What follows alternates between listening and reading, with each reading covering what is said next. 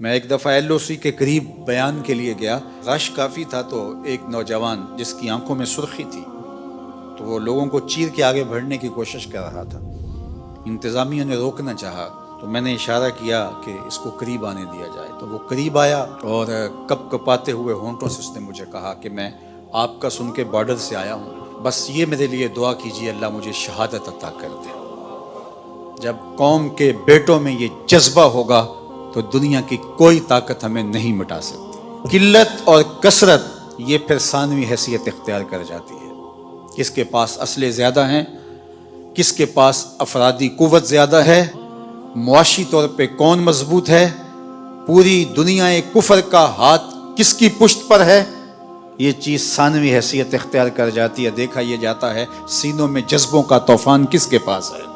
کروڑوں خداؤں کے ماننے والوں نے ایک خدا کے ماننے والوں پر حملہ کر کے اس وقت موجودہ ملکی صورتحال، باہمی تفرقات اور جو ہماری معاشی حالت اور ابتری ہے اس کو جانچتے ہوئے اس نے سمجھا ہے کہ میں پاکستان کو کھا جاؤں گا۔ کروڑوں خداؤں کے ماننے والوں کو ہم پیغام دیتے ہیں، تم جذبوں کو کبھی شکست نہیں دے سکتے۔ آپ نے کئی دفعہ مودی کی زبان سے رافیل پر اتراتے ہوئے دیکھا ہوگا، بار بار کہتا تھا ہمارے پاس رافیل ہیں، اور اس پہ اس کو ناز تھا۔ رافیل کا نام لیتے اس کی باچھیں کھل جاتی تھی اور وہ رافیل رافیل کرتا پھر رہا تھا، لیکن پھر رافیل کو بھاگنے کے راستے بھی نہیں ملے ہیں۔ وہ ابابیلوں سے ہاتھی مروانا جانتا ہے، وہ رب ہے، وہ احکم الحاکمین ہے۔ اس نے ابرا کے ہاتھیوں کو نیست و نابود کر کے رکھ دیا۔ تمہارے رافیل کا جو حال ہوا پوری دنیا تم پہ تھو تھو کر رہی ہے، اور ہمارے ابابیل تمہارے مقابلے میں ڈٹے ہوئے، اور انشاءاللہ پاکستان فاتح بن کے ابھرے گا۔ قوم متحد ہو چکی ہے، پاک فوج کی پشت پہ پوری قوم کھڑی ہے، اپنے جوانوں کے ساتھ، اپنے شیروں کے ساتھ یہ قوم کھڑی ہے۔ مت کوئی بھول میں رہے، داخلی اختلافات آنے والے دشمن کی جارحیت کے مقابلے میں ختم ہو جاتے ہیں اور قوم میں متحد ہو جاتی ہیں۔ تمہارے اس اقدام نے قوم کو یکجا کر دیا ہے، قوم کو کھڑا کر دیا ہے۔ ہمارے شیر دل مجاہد جو اپنی جانیں ہتھیلی پہ لیے مرنے کی، شہید ہونے کی آرزویں کر رہے ہیں اور ہاتھ جوڑ جوڑ کے کہہ رہے ہیں دعا کرو مجھے شہادت مل جائے، اس قوم کو تم کیسے شکست دے سکتے ہو؟ کیسے اس قوم کو تم بچھاڑ سکتے ہو؟ تم نے اس قوم کو للکارا ہے جو رب کی طاقت پہ بھروسہ رکھتی ہے، جو جہاد فی سبیل اللہ پہ بھروسہ رکھتی ہے، شہادت جس کے لیے سعادت کا تاج ہے۔ ہمارے پائلٹ دارو پی کے نہیں چڑھتے جہازوں کے اوپر، تم تو ان کو تحور دلاتے ہو اور وہ لرزتے ہوئے ان کے قدم لڑکھڑا رہے ہوتے ہیں، اور ہمارے تو شیر دل پائلٹ ایک دوسرے سے آگے بڑھ کے خود اپنے آپ کو پیش کر رہے ہوتے ہیں کہ یہ سعادت پہلے مجھے عطا کیجیے۔ تم عالم کی داستانیں بھول چکے ہو، یہ انہی کے فرزند ہیں، یہ انہی کے بیٹے ہیں، اور یہ قوم انشاءاللہ سرخرو رہے گی، سر بلند رہے گی۔ تم بھول گئے، تم نے سمجھا کہ یہ باہمی افتراق میں مبتلا ہے، اور آج اسرائیل کے بل بوتے پہ پھدک رہے ہو۔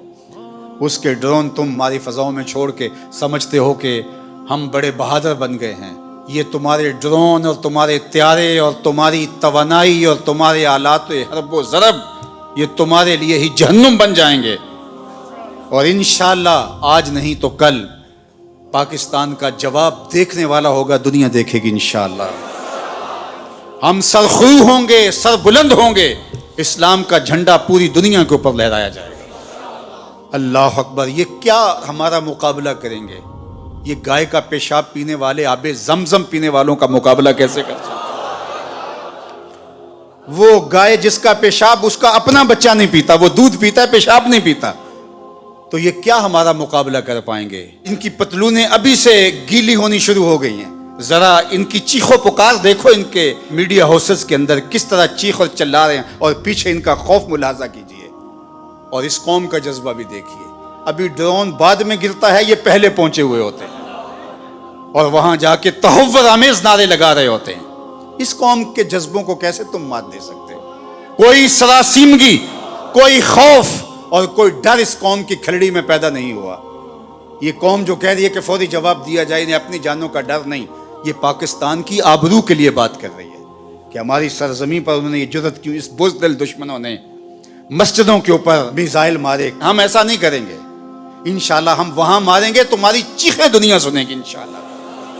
اور سرخرو اور سر بلند رہے گا یہ وطن انشاءاللہ. اس کا جھنڈا سبز ہلالی پرچم جس کا رنگ گنبد خضرا کے رنگ والا ہے، یہ جھنڈا قیامت تک یوں ہی لہراتا رہے گا.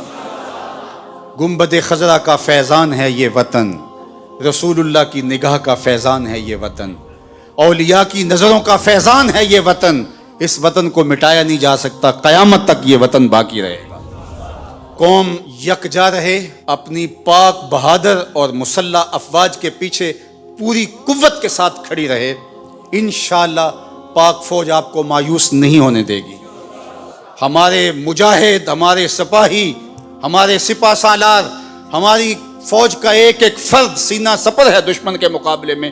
اور انشاءاللہ آپ آج نہیں تو کل دیکھیں گے کہ دشمن کو بھاگتے ہوئے راستہ نہیں ملے گا اور اسلام کا پرچم سر بلند ہو رہا ہوگا اور پاکستان زندہ باد کے نعرے لگائے جا رہے ہوں گے. آئیے میرے ساتھ نعرہ بلند کریں. نعرہ تکبیر، نعرہ رسالت، اسلام، پاکستان، پاک فوج.